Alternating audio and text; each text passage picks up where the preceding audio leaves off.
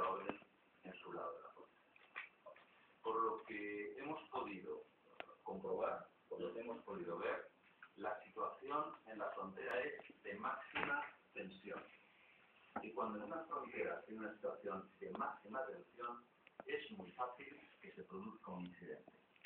Y cuando se produzca un incidente, es fácil que se produzca un conflicto. Nosotros no deseamos con ningún conflicto.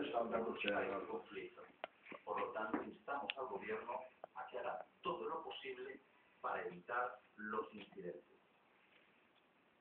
No debe sorprender a nadie que un territorio español y una plaza de soberanía, como son Ceuta y Melilla, sean defendidas como podría hacerlo Valencia o como podría hacerlo Bilbao.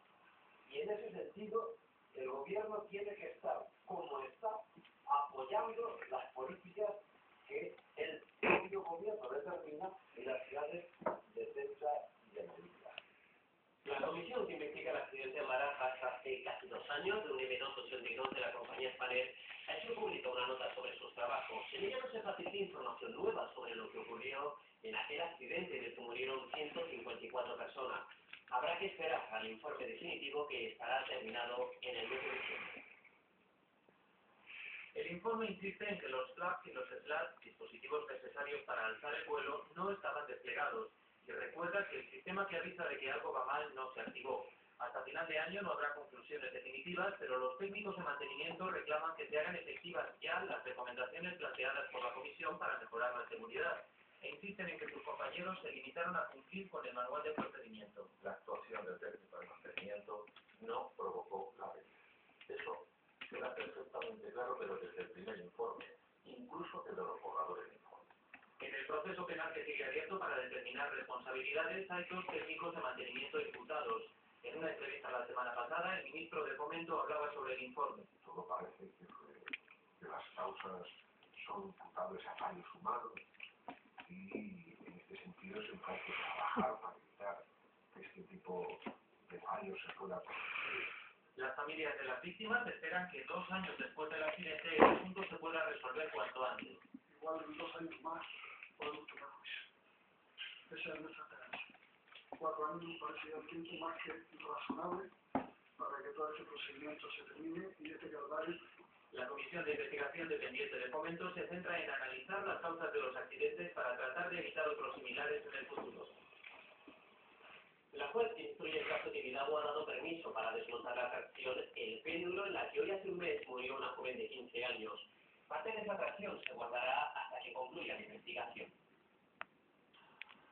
Los operarios han pasado toda la mañana desmontando la estructura. El pasado viernes la juez que instruye el caso autorizó su retirada, al dar por concluida la recogida de pruebas.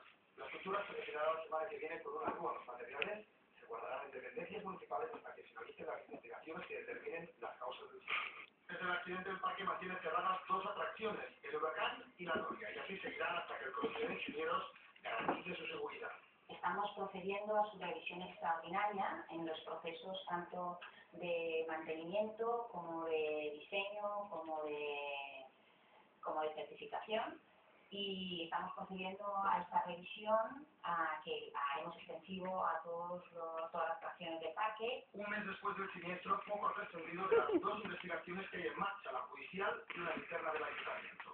Lo único claro, de momento, es que el anclaje de la base cedió y el brazo del péndulo se desplomó.